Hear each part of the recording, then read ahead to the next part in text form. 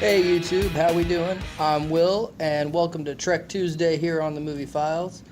Uh, I am actually, I have a guest right now, staying in my den, which is where I usually film the on-camera portions of my videos. So I may not be appearing on camera. I may be doing these audio-only videos for a while. That might make some of you extremely happy. But if I can find another interesting wall to film in front of, I might decide to do that. But so welcome to the Movie Files. This is Trek Tuesday. Today we are going to be talking about Star Trek, the animated series. Star Trek, the animated series was the first attempt to relaunch the Star Trek franchise since the cancellation of the original series in 1969. Produced by Filmation Studios, it premiered in 1973 and ran for 2 seasons. The animated Star Trek brought back most of the cast from the original series, with Walter Koenig's Chekhov being the only one left out due to the series' financial constraints, and even many of the original series writers, including D.C. Fontana and David Gerrold. This brought a certain level of legitimacy to the project that is seldom seen when a popular film or television franchise is brought to animation. The animated series stayed very true to the visual style of the original series and kept the designs of both the sets and the Enterprise exterior very close to the original show, as well as keeping true to the look of the alien landscapes shown on the live-action series.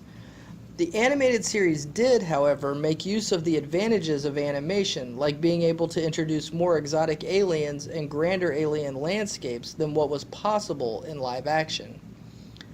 The series writers also used the same writers' guidelines from the original series, so the stories also kept the same narrative style as the original show. The animation style is extremely dated to the 1970s, and is especially in keeping with the style of other Filmation cartoons of the time. In addition, the voice acting is often as stiff as the animation style. This was most likely due to the actors recording their parts alone in their own time without the benefit of the other actors to play off of. While this can sometimes be distracting, when the episodes are at their best, you get so sucked into the story that you don't notice.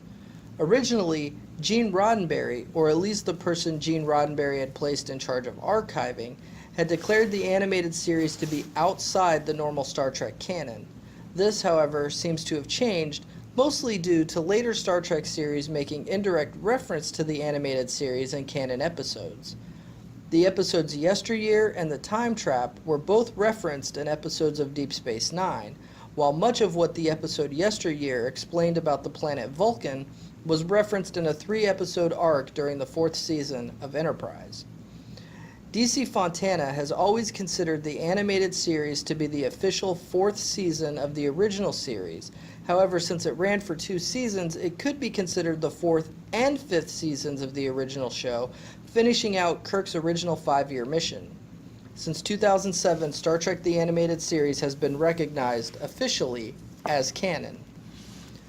Majel Barrett, Nichelle Nichols, and James Doohan all voiced additional characters outside their primary roles, with Doohan doing the best job in disguising his voice. When Barrett or Nichols are voicing other actors, it usually isn't hard to tell which actress it is. This is especially obvious with Nichols, who has a fairly distinct voice. Many of the animated series stories were a little on the simplistic side, due mostly to the half-hour running time as opposed to the hour-long running time of the live-action show, and the fact that it was a Saturday morning cartoon and had to play to that audience. Overall, however, the simplistic nature of the stories doesn't really detract from the enjoyment of the series.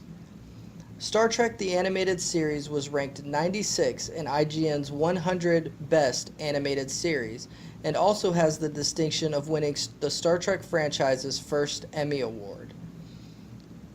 While the animated Star Trek doesn't at all measure up to the quality of any of the live-action series, even Voyager, it does have a charm all its own. It's also a wonderful way to get your children interested in all things Star Trek. Star Trek the Animated Series was released on DVD in 2006 and is available on Amazon as well as most other retailers. So those are my thoughts on Star Trek the Animated Series. I'd love to hear yours. Go ahead and leave those in the comments below. Thank you for listening and have a great day. Hi everyone. If you enjoyed this video, make sure you like, share, subscribe.